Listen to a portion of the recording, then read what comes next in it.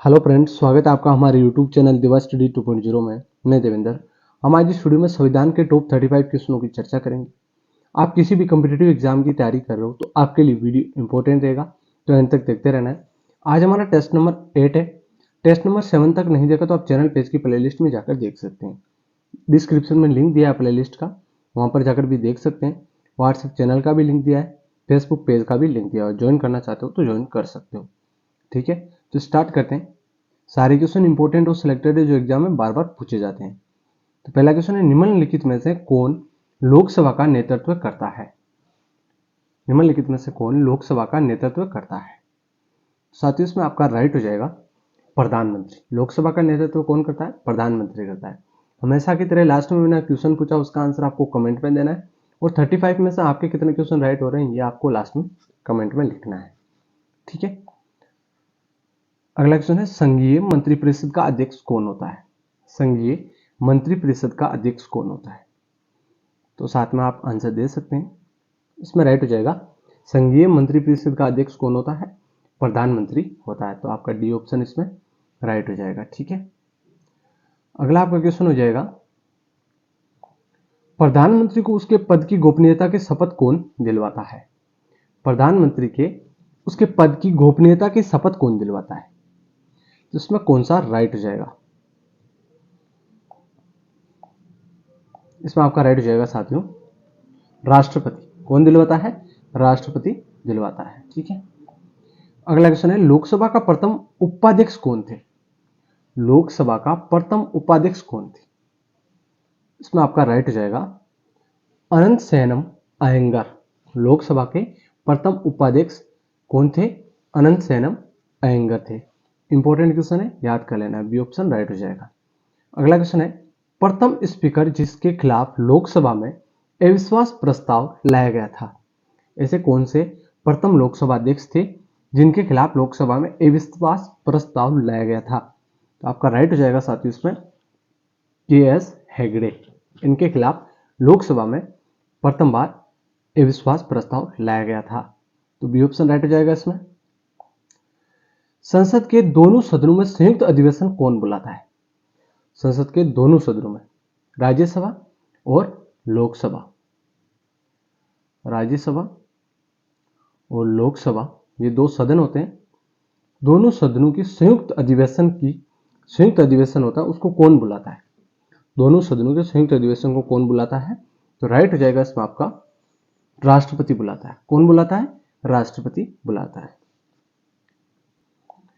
अगला क्वेश्चन है, प्रधानमंत्री पद पर सर्वाधिक समय तक कौन आसीन रहा? प्रधानमंत्री पद पर सर्वाधिक समय तक कौन आसीन रहा? तो आपका इसमें राइट हो जाएगा, प्रधानमंत्री पद पर सर्वाधिक समय तक रहे थे जवाहरलाल नेहरू। पंडित जवाहरलाल नेहरू है, वो लगभग 16 साल और कुछ दिन तक प्रधानमंत्री रहे थे। ठीक है, तो डी ऑप्शन आपका राइट हो जाएगा इसमें। किस प्रधानमंत्री ने एक बार पद से हटने के पश्चात दोबारा पद संभाला? वो कौन से प्रधानमंत्री थे जिन्होंने एक बार पद से हटने के बाद दोबारा प्रधानमंत्री का पद संभाला था? तो वो थे साथियों इंदिरा गांधी। कौन थे? इंदिरा गांधी। सबसे कम उम्र में प्रधानमंत्री पद पर आसीन होने वाले व्यक्ति कौन थे? सबसे कम उम्र में प्रधानमंत्री पद पर आसीन होने वाले व्यक्ति थे राजीव गांधी। कौन थे? राजीव गांधी। ये ऑप्शन राइट हो जाएगा इसमें आपका। भारतीय संविधान को कौन सी विशेष व्यवस्था इंग्लैंड से ली गई है? भारतीय संविधान की कौन सी विशेष व्यवस्था है जो इंग्लैंड से ली गई है? तो वो है साथियों संसदीय प्रणाली। जो हमारी संसद की प्रणाली है, संसदीय प्रणाली, वो इंग्लैंड से ली गई है जो भारतीय संविधान में है। ठीक है, तो आपका बी ऑप्शन इसमें राइट हो जाएगा। अगला क्वेश्चन है, भारतीयों को वर्ष 1947 में सार्वभौम सत्ता सौंपने की योजना निम्न में से किस नाम से जानी जाती है? भारतीयों को वर्ष 1947 भारत आजाद हुआ था, तो तब सार्वभौम सत्ता सौंपने की योजना थी, वो किस नाम से जानी जाती है? तो आपका राइट हो जाएगा माउंटबेटन योजना के नाम से जानी जाती है। तो सी ऑप्शन राइट हो जाएगा इसमें। मार्ले मिंटो सुधार का उद्देश्य क्या था? मार्ले मिंटो सुधार का उद्देश्य क्या था? तो आपका इसमें राइट हो जाएगा साथियों प्रत्यक्ष निर्वाचन प्रणाली। प्रत्यक्ष निर्वाचन प्रणाली है ये मार्ले मिंटो सुधार का उद्देश्य था। अगला क्वेश्चन है संविधान सभा के अस्थायी अध्यक्ष कौन थे? संविधान सभा के अस्थायी अध्यक्ष कौन थे? स्थायी अध्यक्ष कौन थे और अस्थायी अध्यक्ष कौन थे? तो साथियों अस्थायी अध्यक्ष थे सचिदानंद सिन्हा। ठीक है, सी ऑप्शन आपका इसमें राइट हो जाएगा। और स्थायी अध्यक्ष का अगला क्वेश्चन है संविधान सभा का स्थायी अध्यक्ष कौन थे? संविधान सभा के स्थायी अध्यक्ष कौन थे? तो इसमें आपका राइट हो जाएगा डॉक्टर राजेंद्र प्रसाद थे। कौन थे? डॉक्टर राजेंद्र प्रसाद। भारत में वेद प्रभुसत्ता नीति है। भारत में वेद प्रभुसत्ता नीति है, तो आपका इसमें राइट हो जाएगा साथियों संविधान में। भारत में वेद प्रभुसत्ता नीति है संविधान में, तो बी ऑप्शन राइट हो जाएगा इसमें आपका। किस वाद ने संसद को मौलिक अधिकार में संशोधन अधिकार दिया था? किस वाद ने? वो कौन सा वाद था जिसने संसद को मौलिक अधिकार में संशोधन करने का अधिकार दिया था? तो वो कौन सा वाद था? तो साथियों वो है केशवानंद भारतीवाद। कौन सा वाद था? केशवानंद भारतीवाद। संविधान के अंतर्गत बंदी प्रत्यक्षीकरण समादेश जारी करने का अधिकार किसमें निहित है? संविधान के अंतर्गत बंदी प्रत्यक्षीकरण समादेश जारी करने का अधिकार किसमें निहित है? आपका इसमें राइट हो जाएगा उच्च तथा उच्चतम न्यायालय दोनों के पास। उच्च न्यायालय और उच्चतम न्यायालय दोनों के पास है। ठीक है, ये ऑप्शन राइट हो जाएगा इसमें। अगला क्वेश्चन है निम्नलिखित में से कौन सा मूल अधिकार नहीं है? कौन सा है जो मूल अधिकार नहीं है?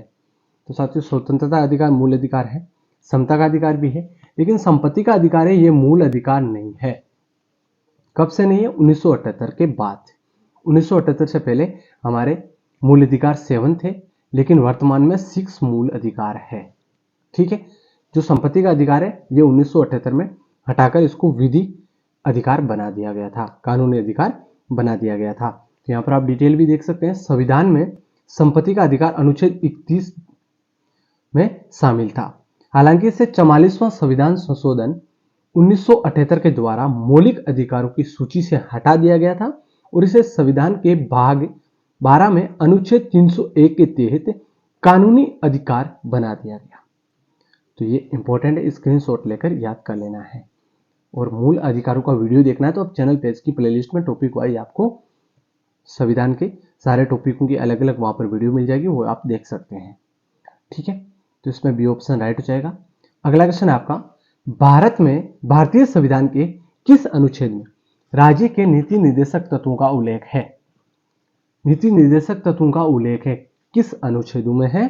तो आपका राइट हो जाएगा साथियों अनुच्छेद 36 से 51 तक नीति निर्देशक तत्वों का उल्लेख है। तो आपका सी ऑप्शन इसमें राइट हो जाएगा। इंपॉर्टेंट क्वेश्चन है, ध्यान रखना है। और जो मूल अधिकार है वो अनुच्छेद 12 से 35 तक है और 36 से 51 तक मौलिक ये नीति निर्देशक तत्वों का उल्लेख है। और 51A में मूल कर्तव्यों का उल्लेख है, जो वर्तमान में 11 मूल कर्तव्य हैं। ठीक है, अगला क्वेश्चन है संविधान का वह कौन सा भाग है जो संविधान के निर्माताओं के मस्तिष्क और उद्देश्यों को प्रतिबिंबित करता है? संविधान का वह कौन सा भाग है जो संविधान के निर्माताओं को मस्तिष्क और उद्देश्यों को प्रतिबिंबित करता है? तो आपका इसमें राइट हो जाएगा राज्य के राज्य के नीति निर्देशक तत्व। यहां पर आपको लिख लेना है नीति निर्देशक तत्व। ठीक है, राज्य के नीति निर्देशक तत्व। यहां पर गति नहीं है, नीति है। ठीक है, अगला क्वेश्चन है राज्य के नीति निर्देशक तत्वों में निम्नलिखित में से किन किन प्रकार के सिद्धांत अंतर्निहित है? राज्य के नीति निर्देशक तत्वों में निम्नलिखित में से किन किन प्रकार के सिद्धांत अंतर्निहित है? तो आपको ध्यान रखना है, इसमें आपका राइट हो जाएगा साथियों ये सभी आर्थिक सिद्धांत, प्रशासनिक सिद्धांत और सामाजिक सिद्धांत तीनों इसमें राइट हो जाएगा। अगला भारतीय संविधान का कौन सा अंग समाजवादी व्यवस्था स्थापित करने की प्रेरणा देता है? भारतीय संविधान का कौन सा अंग समाजवादी व्यवस्था स्थापित करने की प्रेरणा देता है? तो आपका राइट हो जाएगा इसमें नीति निर्देशक तत्व है, ये समाजवादी व्यवस्था स्थापित करने की प्रेरणा देता है। भारत में संघ राज्यों का प्रशासन होता है। भारत में संघ राज्यों का प्रशासन होता है, तो इसमें आपका राइट हो जाएगा राष्ट्रपति द्वारा। ठीक है, भारत के संपरीक्षा एवं लेखा प्रणालियों का प्रधान कौन होता है? भारत के परीक्षा एवं लेखा प्रणालियों का प्रधान कौन होता है? तो इसमें आपका राइट हो जाएगा भारत का नियंत्रक एवं महालेखा परीक्षक। ठीक है, बी ऑप्शन आपका इसमें राइट हो जाएगा। केंद्र सरकार के व्यय को नियंत्रित करने की शक्ति किसमें निहित है? केंद्र सरकार के व्यय को नियंत्रित करने की शक्ति किसमें निहित है? तो आपका इसमें राइट हो जाएगा साथियों नियंत्रक एवं महालेखा परीक्षक में। ठीक है, ए ऑप्शन आपका इसमें राइट हो जाएगा। निम्नलिखित में से वह कौन सा अधिकारी है जो भारत सरकार के वित्तीय लेन देनों में लेखाकरण के लिए जिम्मेदार होता है? तो वो कौन सा अधिकारी जो भारत सरकार के वित्तीय लेन देनों में लेखाकरण के लिए जिम्मेदार होता है? तो आपका इसमें राइट हो जाएगा नियंत्रक एवं महालेखा परीक्षक। ठीक है, सी ऑप्शन राइट हो जाएगा इसमें आपका। भारत का नियंत्रक एवं महालेखा परीक्षक किसके लिए मुख्य लेखाकार तथा लेखा परीक्षक के रूप में काम करता है? भारत का नियंत्रक एवं महालेखा परीक्षक किसके लिए मुख्य लेखाकार तथा लेखा परीक्षक के रूप में काम करता है? तो आपका इसमें राइट हो जाएगा संघ एवं राज्य सरकार के लिए।